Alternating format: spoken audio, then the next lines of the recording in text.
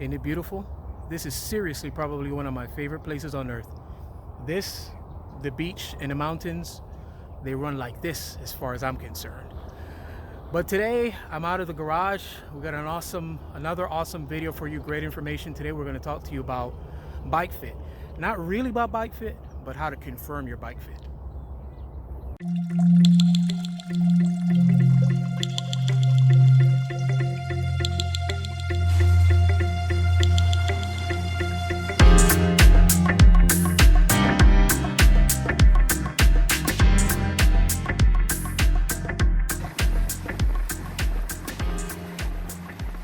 I'm actually out here in the Florida Everglades, this little road, which I'll share with you. This road is part of the Florida levee system. It runs for miles and miles and miles.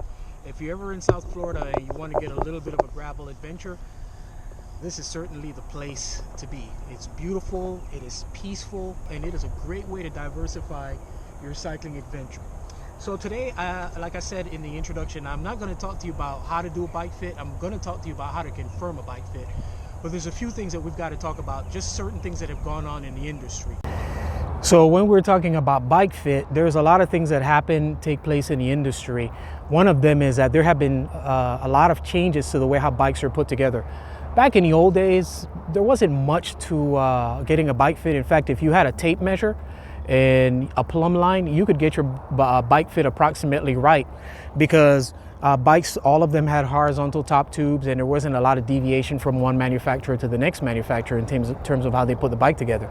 Today, different bike manufacturers have different philosophies about how they build frames. Some frames have horizontal top tubes, some have mild sloping top tubes, some have very aggressive sloping top tubes, and they also measure and describe their bikes differently. Some manufacturers measure their bikes by the seat tube length, and they mention it that way. Like they'll say my bike is a 49 because the seat tube length is a 49, or some manufacturers will say my bike is a 53 because the top tube length is a 53. So there's a lot of confusion with that. So anytime you get ready to buy a bike, you're going to have a very simple method of figuring out what bike is going to be the right bike that works for you.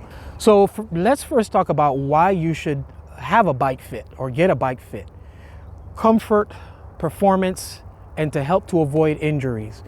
A bike fit helps you to get comfortable on the bike. A lot of times on these rides, if you're going to be doing road bike riding, you're going to be on a bike for 1, 2, 3.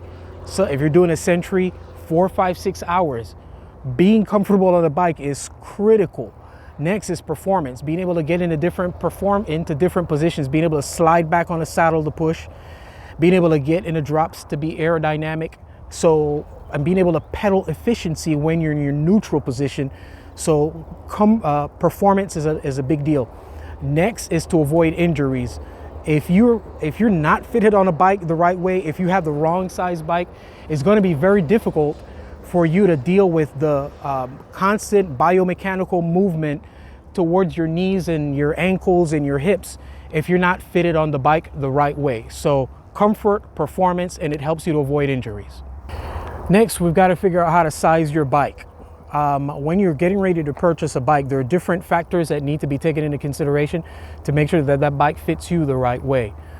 One of the methods is called the stack and reach method, which every manufacturer has a stack and reach numbers for their bike. So once you figure out what your stack and reach range is, you will know whether or not, regardless of what the manufacturer calls the bike, whether or not it's the right size bike for you. The other way to do it, which is the way that I do it, is I always purchase my bikes based on what the effective top tube length is and what the head tube length is. I know those numbers. So if I know that I can get within a range with the effective top tube length and the head tube length, I know that I'm going to be in the money in terms of buying my bike. One of the things that's also really important to understand about buying a bike is it's always okay to size down slightly than it is to size up, meaning it's okay to buy a bike that's slightly too small for you than to buy a bike that's slightly too big for you. You can make a small bike big, but you can't make a big bike small. Next, you have to be willing to pay for a bike fit. a proper bike fit is going to run you $150 to $300. Yes, they're worth it. The best way to do it is ask around. Find out where different people in your club or in your area got their bike fit from. Find a person who's reputable, who is knowledgeable, maybe a person who even rides with the groups. I'll tell you why that's important in a minute. But don't skimp on a bike fit. It's okay. It's going to pay for itself going forwards. A proper bike fit with the laser show is important, because one of the things that it's going to do is going to help you to make sure that you don't have numb hands from riding, that you don't have numbness or discomfort in your seat saddle area. Got to protect the hoo-hoo and the ha-ha, and make sure that you don't get numb feet or hot foot as you ride. Those are your 3 contact points.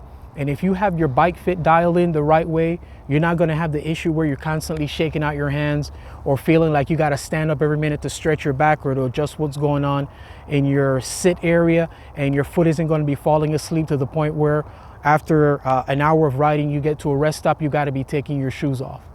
If you're taking your shoes off, there's something going on with your bike fit.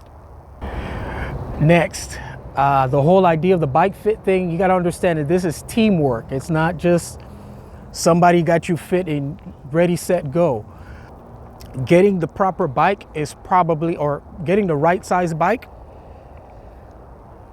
that's probably about 60% of the equation. The bike fit, that's probably another 30% of the equation. That last 10%, that's you. You've got to make the rest of it work, meaning you've got to work on your flexibility. You've got to work on getting used to some of the initial discomfort that you're going to have after the bike fit. Understand that your bike fit is done in a static environment. When you get out in the road, in the real world, different forces start acting on your body, inclines, wind, you pedal different sometimes when you're in a group. Those things are going to affect how you feel about the bike fit and how you sit on the bike. And understand that as a result, you may need to make micro adjustments. Purchase a multi-tool so that you may need to move your saddle up 1 centimeter, move it down 1 centimeter, move it backwards or forwards. Also making micro adjustments to your handlebar. Don't be scared to do these things. It's part of the responsibility of getting comfortable on a bike is yours. Get a torque wrench, so if you're dealing with carbon, you're doing it the right way. But understand that last 10% is you. And it's a big deal for you to work on your flexibility and doing the things that you need to do to get adjusted to participate in this sport. Now, one of the things that I believe is that just because of how different the real world is versus sitting on a train or getting a bike fit, I believe that the person who does your bike fit at the very least needs to see you, watch you pedal the bike out on the road or in a parking lot or something off of the trainer, or best case scenario is that they're a person who rides with you or would be willing to take a short spin with you to see what's going on, especially if you're having issues on the bike. But the bike fit confirmation is that you know that you have a proper bike fit if when you're pedaling, if you're in a downstroke, your legs are up and down, you're pedaling straight, your knees are not bowed out unless you have some sort of issue. Your hips are not rocking in the saddle, but also you have a very slight bend in the knee as you pedal in a downstroke. And as you look down on your bar, the handlebar through your sight line, the handlebar would directly dissect the front axle of the bike. That's how you know that you're sitting on the bike properly. That dissection from your sight line and the slight extension in your knee, and you being very comfortable. So that's it, guys. That's bike fit confirmation. Understand the importance of getting the right size bike. Understand the importance of paying for a proper bike fit. Understand the importance of you doing your part. Understand the importance of you confirming your bike fit.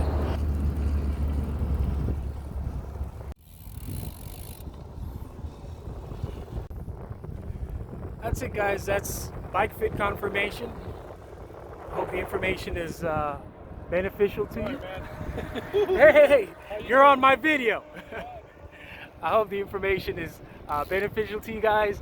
Again, our focus is to continue to benefit or to be a benefit to the cycling community. Instruct, inform, inspire. Please like, comment, and subscribe.